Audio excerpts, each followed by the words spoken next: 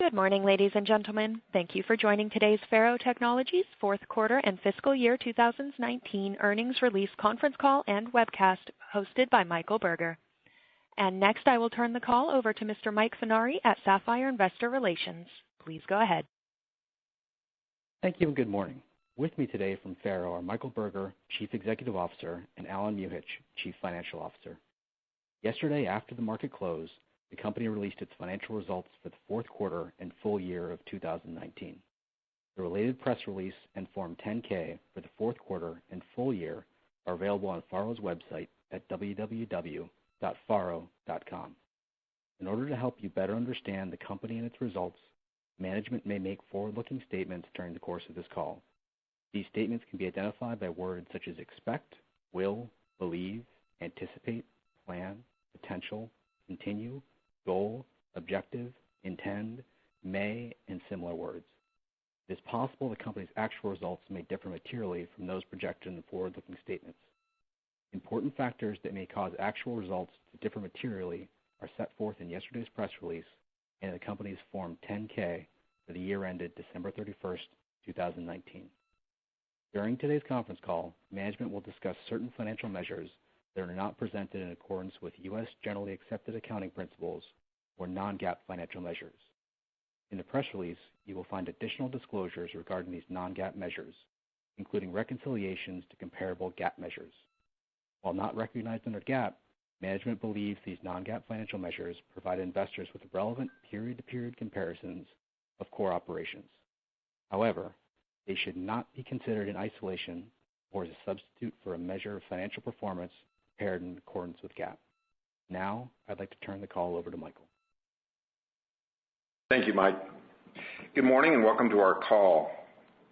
As you're aware, I've joined FARO approximately 8 months ago, and we immediately embarked on a strategic planning process that included extensive conversations with employees, customers, investors, and suppliers as we sought to identify both where the company can provide sustained and differentiated customer value and where opportunities existed to improve operating efficiencies, with the underlying objective of enabling long-term shareholder value. While we provided some early insights on our last call, with the completion of our strategic planning process, we're now in a position to communicate our plans and future expectations for the business. Included in this is our new targeted success model of delivering a 20% adjusted EBITDA margin without the need for material revenue growth from current levels. This dramatic improvement would represent a profitability level which is more than double the highest annualized level achieved in our recent history. What has become clear to me during this planning process is that FARO has a meaningful market share in large and growing markets, driven by a legacy of technology differentiation that customers value. Also, FARO is very fortunate to have an exceptional and talented employee base who are passionate about what we do. This is a solid foundation from which to build. As we begin to implement our strategic plan, it is important as an organization that we continue to focus on protecting and increasing our market share in the large and growing core markets we presently serve. We strongly believe these markets and close adjacencies will provide the base from which we can deliver strong shareholder returns for the foreseeable future. Let me touch on each of these markets. In 3D metrology, where we estimate the total available market at $4.2 billion in 2019, we expect the continued demand for precise 3D measurement driven by automotive, aviation, and other capital-intensive manufacturing environments that will enable annual market growth of roughly 6% through 2022. In the architecture, engineering, and construction market, we estimate the total available market to be about $1.1 billion and growing at 6%, given the accelerating adoption of advanced 3D measurement solutions. Finally, in public safety analytics, we estimate the overall technology spend to be about $6 billion and growing at a 16% cumulative rate through 2022. However, our solutions currently only serve about $80 million of this large and vibrant market. We believe that the adoption of our technology related to capturing, analyzing, and displaying accident and crime scene data in 3D creates a compelling opportunity for accelerated growth. Taken together, and after markets return to a level of normalcy, we expect our target markets to grow between 6 and 8% annually through 2022. It is in these markets where FARO has the largest concentration of its roughly 15,000 active customers, and where we'll focus virtually all of our attention in the foreseeable future. Building upon the strength in our core markets and leveraging our extensive customer base, our first strategic initiative is to increase the value of products through our software and solutions strategy. We will continue to focus on enabling our customers with high reliability hardware products that have differentiated performance. However, we believe this is no longer enough.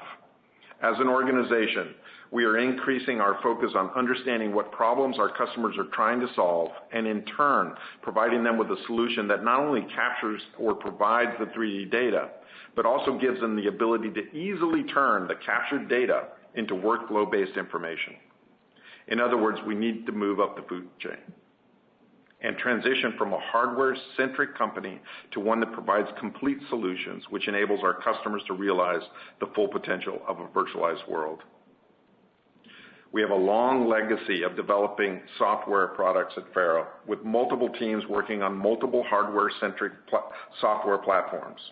I believe we have a unique opportunity to transform these discrete software platforms into a common environment in which FARO customers can easily make use of the data collected by their FARO device. By doing so, we have an opportunity to increase the value we provide to our customers while also enabling us to capture new revenue streams without cannibalizing our traditional revenue sources.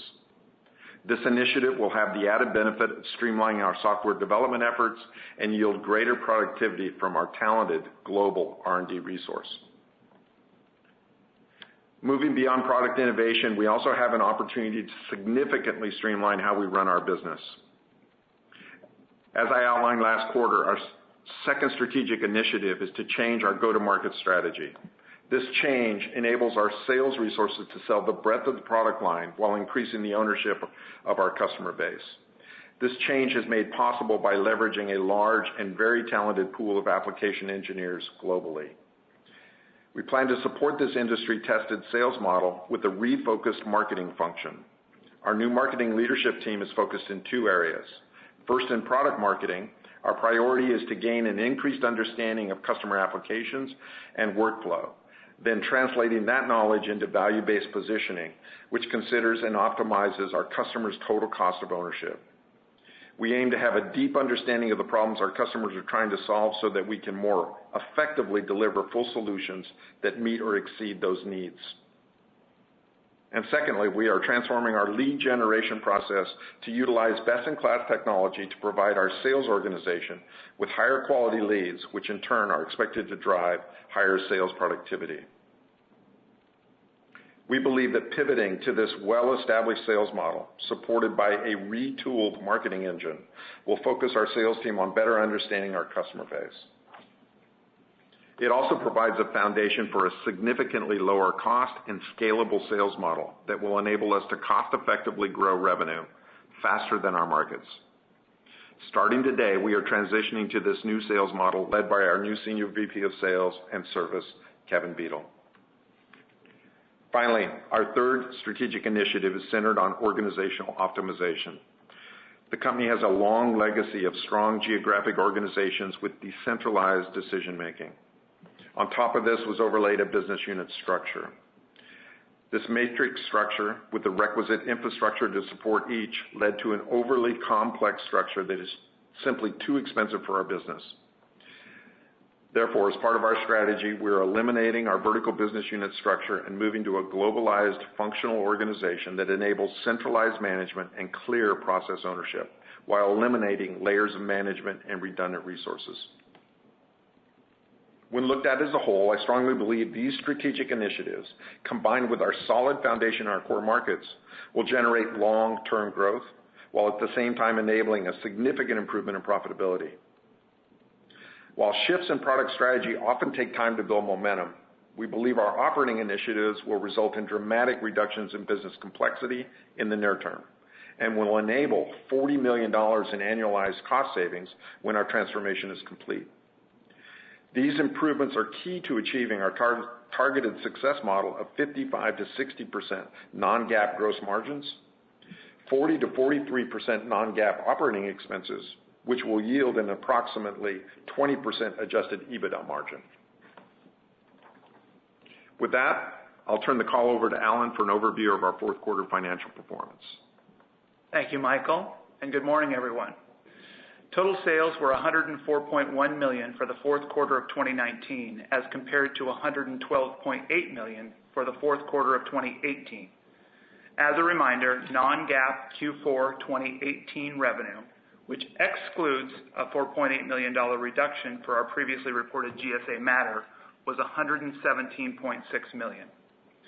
Similar to what others in our space have indicated, this 11% year-over-year reduction on a non-GAAP basis is primarily the result of continuing softness in many of the company's served markets, with particular softness in the automotive and broader Asian markets.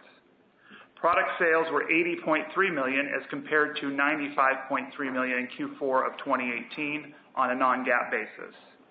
This decrease was primarily a result of the previously mentioned softness in the automotive and broader Asian market.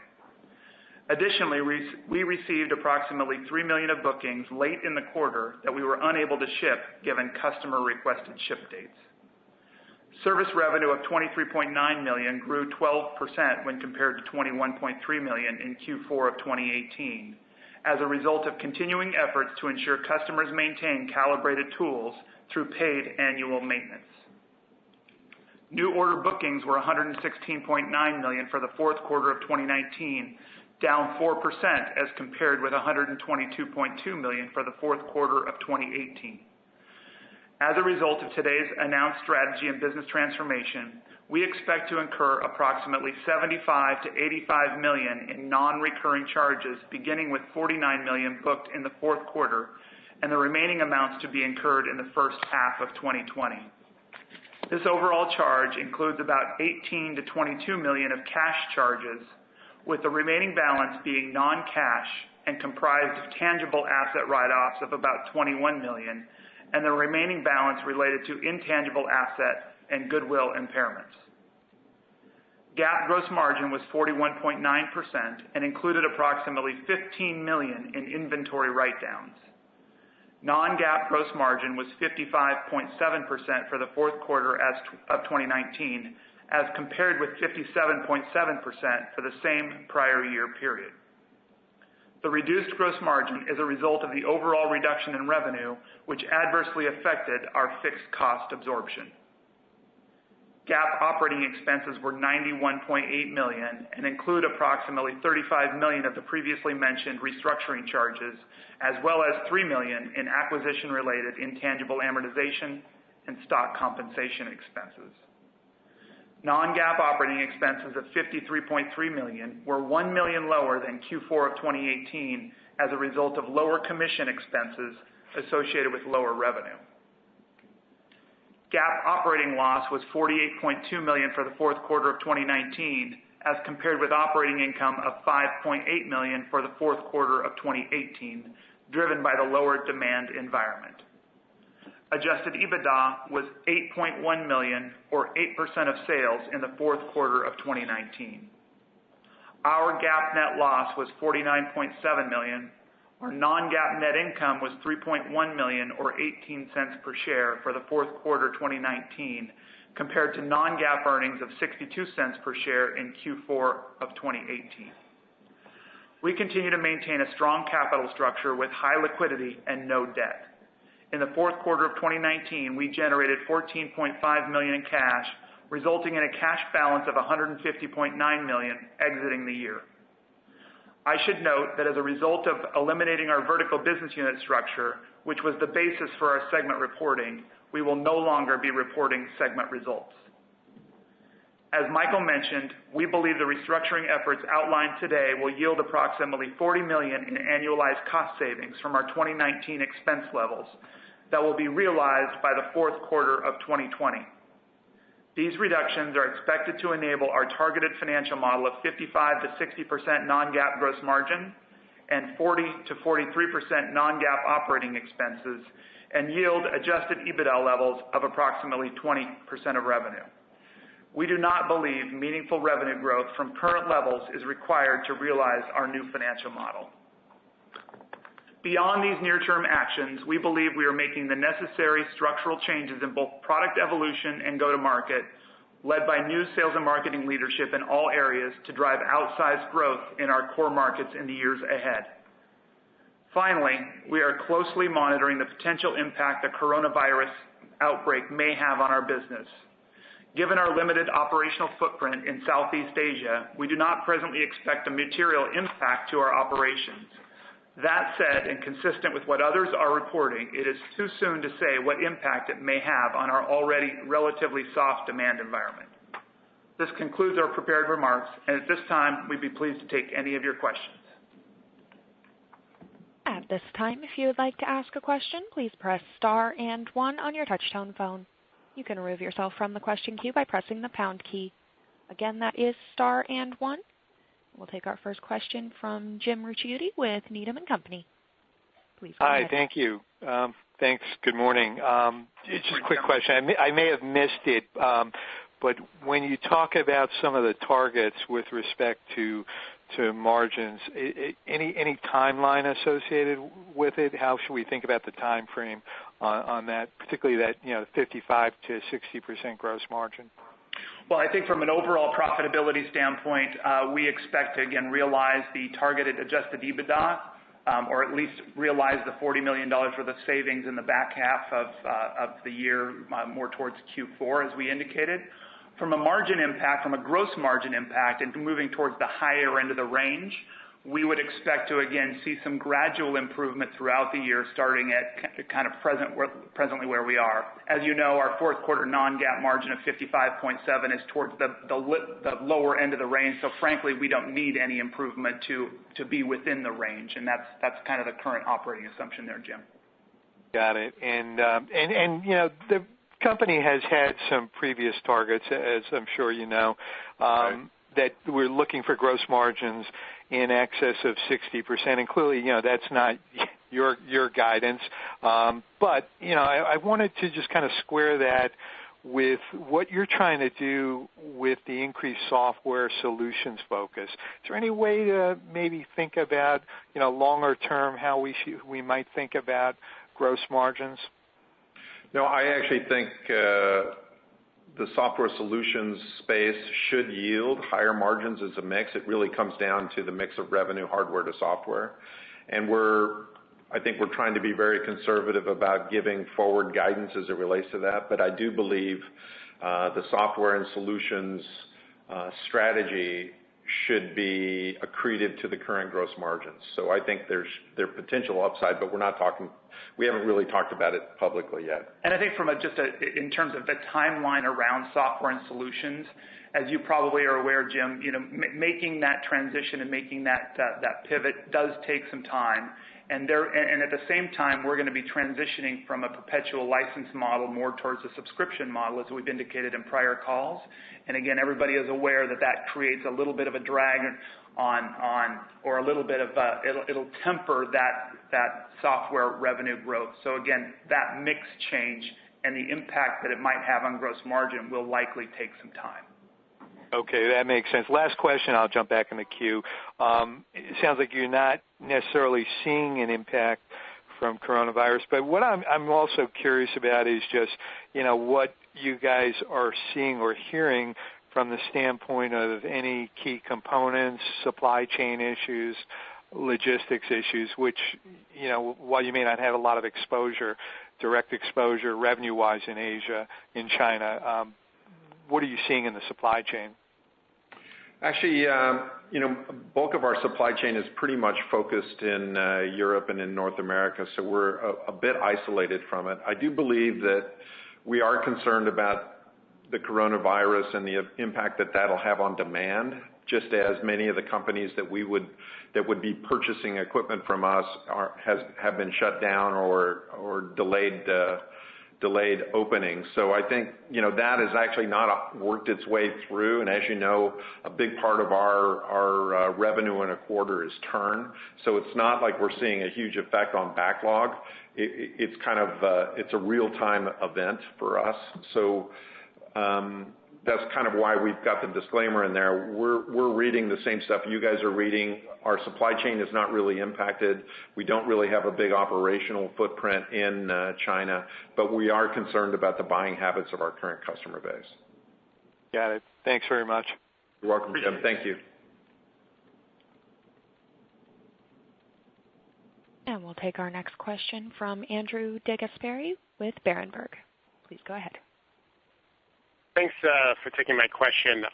First, on the restructuring of your sales force or your marketing efforts, is there any possibility that this could potentially impact your sales near term, given it seems like a relatively large change into how you are marketing these products? Of course, there's always risk anytime you change an interface with the customer base. I will say, however, this is not about new customers. This is really about existing customers. Our situation today is we have, in some situations, multiple salespeople calling on a particular account. And what we're doing is we're eliminating the multiple side of that. So we're not basically uncovering any customers. We're basically focusing. And I think that has a less risky footprint, if you will, than going, for example, from a direct sales force to a rep or vice versa. That's not our intent. We're still utilizing our direct sales force. We're focusing and giving clear ownership to a particular individual and then backing up that individual technically. But the answer is, Andrew, there's always risk anytime you make any change, not just with the sales force. The other thing I might add is, again, because of our vertical business unit structure, we essentially had 4 different sales teams with the requisite management structure to support each. And therefore, a lot of the change comes from eliminating that redundancy that weren't necessarily calling exactly on specific customers as well. Got it. And then maybe secondly, I know you're no longer giving segment information, but from a, qualitative standpoint, could you maybe tell us, I guess 3D metrology probably was weaker, but how did the AEC or architecture, engineering, construction market do for this quarter and so far in Q1? Yeah, what I would say there is, again, we are not providing that information on a go-forward basis, but I would say if you looked at prior quarters and what the growth rates have been, there was not a lot of change in the fourth quarter compared to what we've reported recently. And so where we were soft, we continued to be soft, and where we had pockets of strength or at least moderate performance, that remained unchanged. That's helpful. And then lastly for me, in terms of one of your peers is thinking about making their hardware kind of a recurring revenue element where potentially setting up payment plans. Is that something you're considering as well? We're looking at a lot of different models. Leasing is one of them. Our average selling price is such that leasing may make sense for some of our more expensive stuff, but in reality, we've not seen a huge demand for it. I think we're looking at all sorts of different reoccurring revenue stream ideas, but right now we're seeing not a lot of demand for example, leasing of hardware today. Got it. Okay, thank you very much. Thanks, Andrew. Thanks, Andrew. And again, that is star and 1 to ask a question. And we'll take our next question from Greg Palm with Craig-Hallum Capital Group. Please go ahead. Yeah, good morning. Thanks for all the details around this. So just, following up on a previous question, just want to make sure we're understanding this right. So if you do the math, you assume $40 million in cost savings and, maybe a consistent gross margin inside the range. I mean, you get close to a 20% EBITDA margin just from that alone. So which is your targeted model. So is that what the math implies? Just want to square that up. That's correct. And so I guess the question is, is that a starting point? I mean, I guess longer term, if we assume that revenue growth, gets more to this kind of targeted rate where your markets are, and you assume, maybe some upside or incremental contribution and gross margin from software and solutions, you would obviously get upside to that. So is that the right way to think about this, that the 20% is a starting point? Correct. That's the way we're thinking about it. Got it. And as it relates to the revenue impact, are there any product lines that you are completely walking away from? And I guess if you are, what is the revenue level contribution of those so we can factor that into our models? Actually, the revenue contribution to our focusing on the three primary markets is de minimis. We actually don't believe that it will have a significant revenue impact. That being said, I think from a support perspective, from a focus in the field, from a focus in our service organization, it's pretty dramatic. So I don't think, Greg, that it has a material financial impact from a revenue perspective, but internally from a focus perspective, it's huge. Okay. And in terms of the actual headcount reductions, are most of those salespeople, or how will the 500 number be spread out across the company? I think the way to think about it is it's primarily SG&A. Okay. R&D remains pretty much untouched, and our manufacturing organization at large remains pretty much untouched. Got it. I guess just last one. I mean, you threw a lot of sort of numbers at us, and there's a lot of detail here, which I think we all can appreciate. But I mean, Michael, you've been with the company more than 8 months now. So I mean, if you could sort of wrap up what your last 8 months have been and sort of what excites you most about sort of the go forward period, I think it'd be really helpful for us. I have never been involved in a company with 15,000 customers that are asking us to do more. It's a very exciting opportunity for us. And I think, assuming that operationally we can get out of our own way, I think that there's a huge opportunity to satisfy, even within just the three markets that we're talking about, assuming that we can live up to our potential, I think we have a very, very, very bright future. And now that we have a business model that is scalable, it's a great basis from which to start. So actually, I'm more excited about it today than I was when I joined. Great. All right. Appreciate the color. Good luck going forward. Thank you, Greg. Appreciate it. And there are no further questions at this time, so I'll turn it back to the speakers for any closing remarks. Well, we're very excited about where we are. We've done a lot of work, and I think we have now a business model that is extremely scalable. So we look forward to updating you in future quarters on how we're doing with the changes and the strategy. We appreciate your interest, and we'll talk to you again next quarter. Thank you very much. This does conclude today's program. We do appreciate your patience, and